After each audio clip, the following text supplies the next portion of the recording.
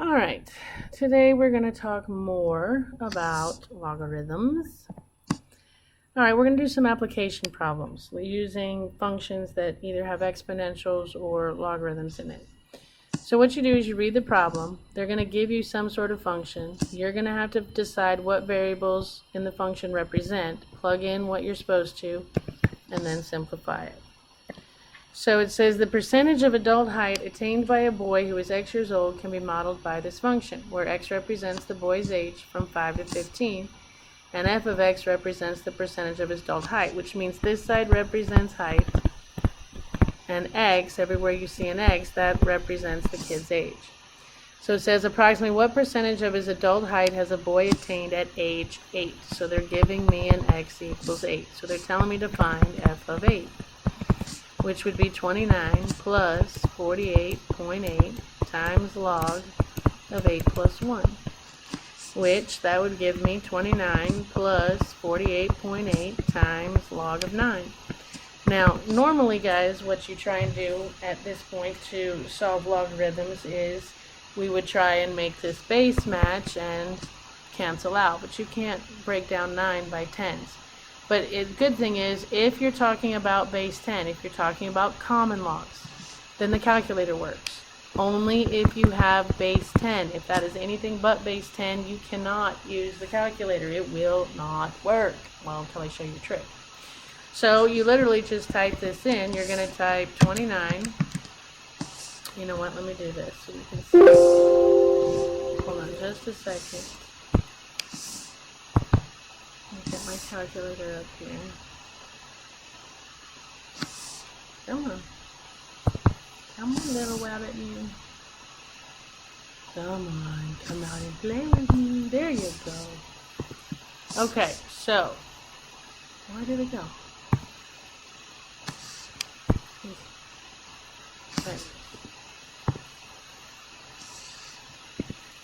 Okay, so what you do is you type right here, you have your log key. So I'm going to type 29 plus 48.8. You hit your log key and opens parentheses. You put what you want in and hit close your parentheses and hit enter. And you've got 75.567. Does it tell me what to round to? No. So let's call it 75.6. Because as soon as I hit that, my calculator is going to go away. So that equals 79.6. Which means by age 9, a boy has reached almost 80% of his height. In other words, he's 80% done growing. He's only going to grow about 20% more. Alrighty. Alright, it says the magnitude R on the Richter scale of an earthquake of an intensity I is given by this formula, where I sub naught is the intensity of a barely felt zero-level earthquake. The earthquake that destroyed San Francisco in 1906 was 10 to the 8.3 times as intense as a zero-level earthquake. What is its magnitude on the Richter scale? That's what you're finding the R. Okay, well, it says that the earthquake was 10 to the 8.3 times as intense as zero-level earthquake. So this I would be equal to whatever this is times 10 to the 8.3. Got it? So if I plug that in, I have log of 10 to the 8.3 times I sub naught over I sub naught, which those I sub naughts cancel. So R equals, and that's your magnitude, log, and remember that's base 10 of 10 to the 8.3. These match, so the rating on the Richter scale was an 8.3. Pretty cool? Pretty easy. Alright, it says the pH of a solution ranges from 0 to 14. An acid has a pH less than 7. All of those you guys in, what is this, physics or chemistry? Chemistry probably? Alright, if your pH is less than 7, it's an acid.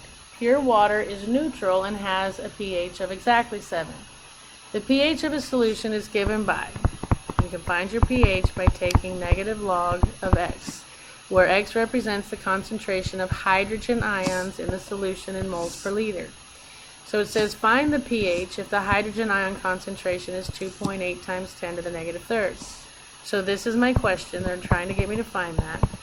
negative log, but they're giving me the hydrogen ion concentration, which is what x is. So I'm logging 2.8 times 10 to the negative third. Yes? And again, normally I would like to make this match and then I could just cancel it out. And unfortunately, these don't cancel. You can't just do that. So what you do is you type in, we can do this, it's base 10, the calculator works. So you type, hold on, let me get my calculator up here. You're going to type negative log 2.8 times 10 caret negative 3. See how, oops, don't close your parentheses there. Put down on the ground and close them. Okay, so you type that in and hit enter. And my pH is 2.55, which means it's an acid because it has a pH less than 7. Yeah?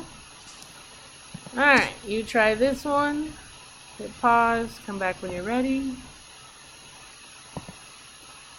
And hopefully you got 5.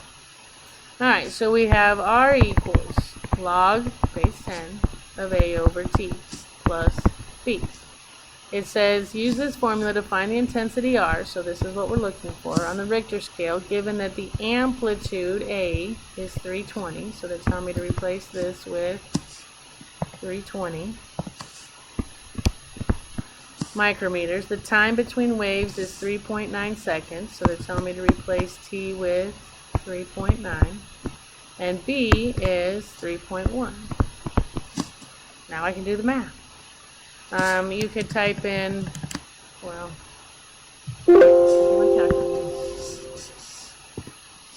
you could type, hey, what happened?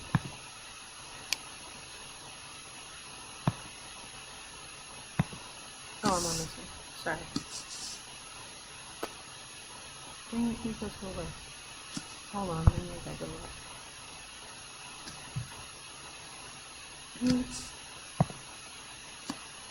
Alright, here we go. Alright, so I'm going to type in log, and you see how it automatically opens. Sorry, I forget I can't touch it. It automatically opens parentheses for me. So I do parentheses 320 divided by 3.9, close your parentheses, plus 3.1. And I get 5.01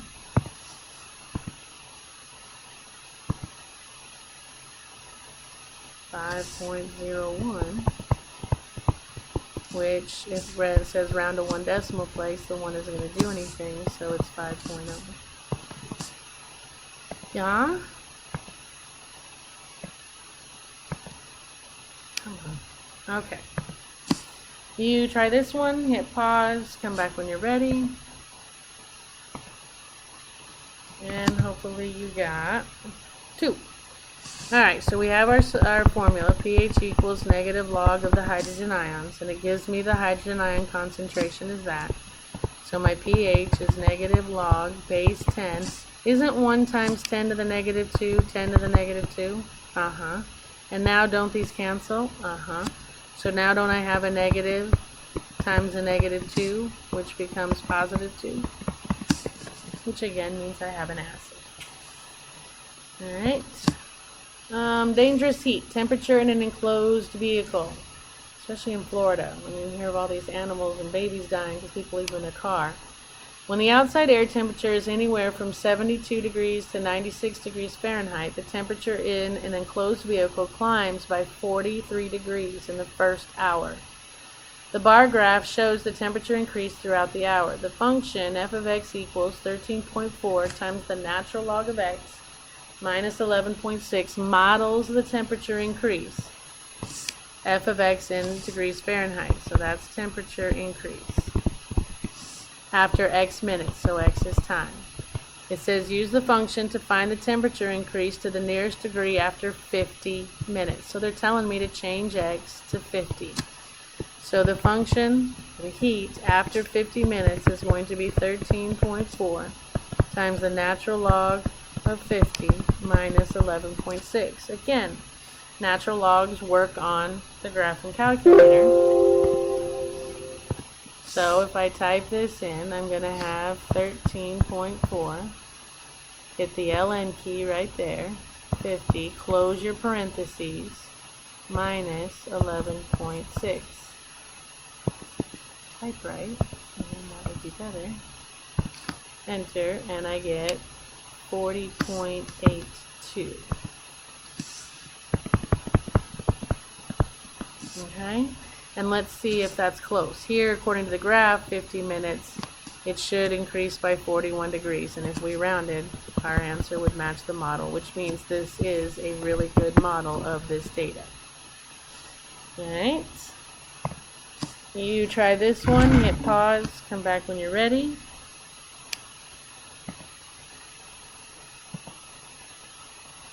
And hopefully you got 9.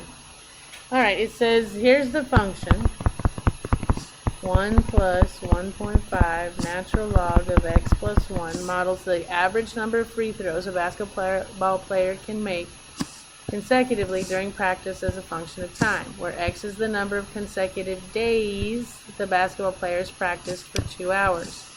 So x is days of practicing for more than 2 hours. After 206 days of practice, what is the average number of consecutive free throws the basketball player makes? Blah, blah, blah. So y represents the number of shots he makes, okay, and x represents the number of days. So they're telling me he practiced for 206 days. So after 206 days, 1 plus 1.5 times the natural log of 206 plus 1, that's going to be 207. And if I type this in,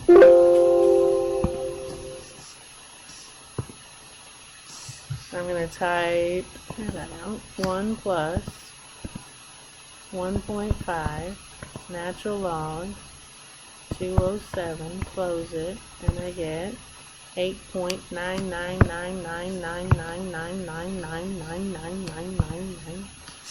So I get 8.99, which rounds to 9 consecutive free throws. Cool beans? Pretty easy. You're just plugging stuff in and typing it in a calculator. Alright, so how do you interpret logarithmic functions and their graphs in terms of the context of an application problem? Well, when you're done, you answer the question with complete sentence. In other words, you're not just getting an answer saying, here's the log of something. When what we've been doing, it meant something. That kid was going to have achieved 70, almost 80% of his height by the time he was 9. The other problems that we did. Okay, so the answers take on meaning if it's an application problem. It's not just, I did some math and got an answer. Alright, so we are at homework, which means we are done. So, happy homeworking, and I will see you next